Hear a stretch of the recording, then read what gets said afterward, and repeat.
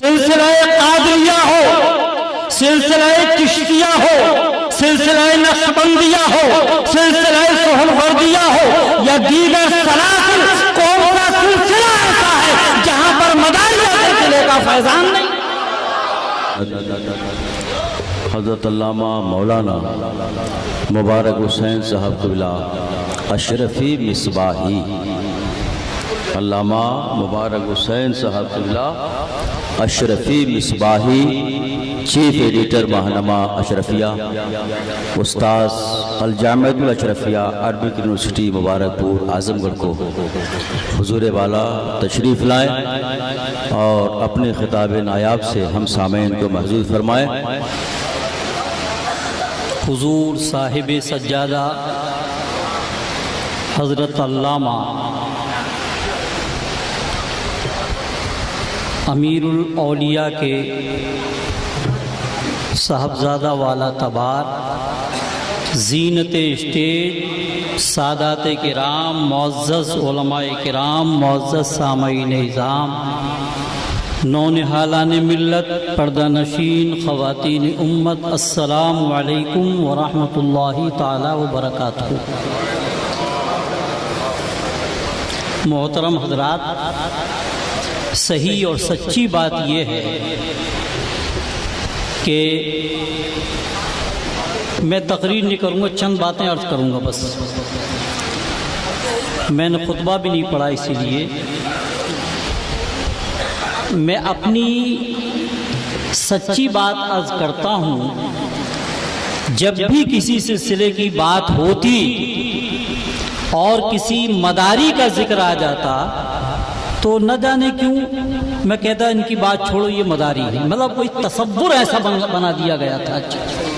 مگر سچی بات یہ ہے کہ سیدنا شاہ مدار العالمین بلا شبہ اللہ کے ولی تھے، اللہ کے ولی ہیں، اور صبح قیامت تک ان کا فیضان جاری رہے گا۔ کس میں نہیں لکھا ہے ان کی عظمتوں کے تعلق سے؟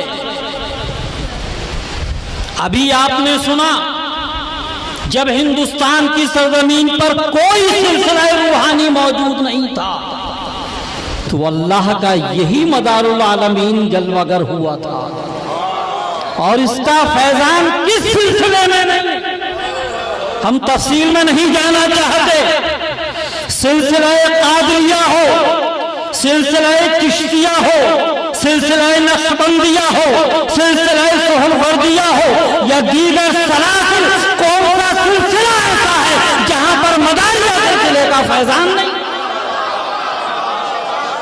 بلا شبہ اس سلسلے کا فیضان تھا، مگر میں نے مختصر سا مطالعہ کیا تو میں صحیح بات عرض کرتا ہوں کہ میرے دل و دماغ کے پردے کھل گئے، اور میں نے یہ سمجھ لیا کہ بلا شبہ مدن پور شریف ایک تاریخی، روحانی، علمی اور ادبی سرزمین تھی اور ہے، اور انشاءاللہ رہے گی۔ کیا کمی ہے ان سادات کرام میں؟ کس رخ پر ان کی محنتیں نہیں ہیں؟ مگر یہ ایک عجیب بات ہے کہ ہمارے مشائخ نے، ہمارے بزرگان دین نے بہت کچھ لکھا ہے، اور کیا بات اور کیا شان ہے مدار العالمین کی۔ کون کون نہیں کہتا ارے یہ شخصیت وہ شخصیت ہے کہ مخدوم سیدنا شاہ مخدوم اشرف جہانگیر سمنانی کے ساتھ 12 سال تک سفر میں رہے، اور وہ خود فرماتے ہیں، اور آپ نے سنا آسمانی 12 کتابیں، یعنی یوں سمجھو کہ زبور، انجیل، توریت، قرآن پاک کی طرح زبانی یاد تھی اللہ کے ولی کو۔ مخدوم صاحب نے 4 علموں کے نام لیے ہیں، مگر مجھے خود نہیں معلوم کہ ان کا مطلب کیا ہے۔ اس لیے انشاءاللہ ہم وعدہ کرتے ہیں کہ اگر موقع ملتا رہا تو انشاءاللہ بندہ ہر سال حاضر ہوتا رہے گا انشاءاللہ۔ اور ایسا نہیں کہ دعوت گئی ٹکٹ گیا نذرانہ، یہ میرا کوئی تصور ہی کبھی نہیں رہتا۔ اچھا ایسا کچھ نہیں ہے، اللہ والوں کی بارگاہ میں آنے کے لیے یہ ٹکٹ اور نذرانہ کیا چاہیے؟ میں نے تو بھیک مانگی اور انشاءاللہ مجھے ملے گی۔ اچھا انشاءاللہ ملے گی۔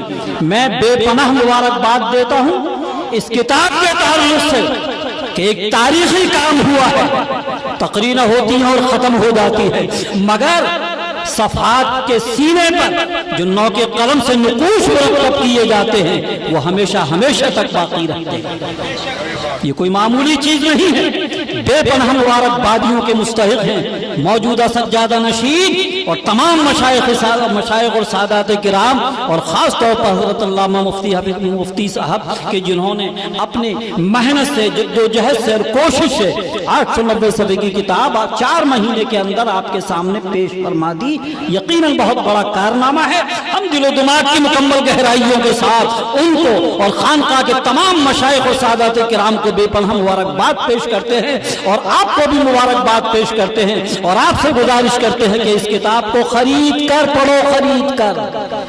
کتاب رہے گی، آپ نہیں پڑھو گے تو بچے پڑھیں گے، آنکھیں پڑھیں گی، نسلوں میں منتقل ہونے والی چیز ہے۔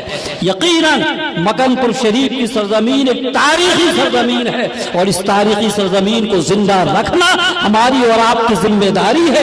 اللہ تعالیٰ کا فضل و کرم ہے کہ انشاءاللہ اب یہ عملی طور پر بھی، عملی طور پر روحانی طور پر تو زندگی تھی، مگر نقوش قلم کے طور پر بھی انشاءاللہ زندہ رہے گی۔ اور حضرت مفتی صاحب نے فرمایا ہے کہ انشاءاللہ آئندہ سال خلفاء کے تعلق سے اسی طرح سال بسال یہ تحریری کام ہوتا رہے گا، تو انشاءاللہ اس میں کوئی کمی نہیں آئے گی، اور یہ روحانی فیضان جو ہے یہ نقوش قلم کے طور پر زندہ رہے گا، تو انشاءاللہ سب کچھ بہتر سے بہتر ہوگا۔ انہی چند جملوں پر اپنی گفتگو ختم کرتا ہوں۔ وآخر دعوانا ان الحمدللہ رب العالمین۔ السلام علیکم ورحمۃ اللہ تعالی وبرکاتہ۔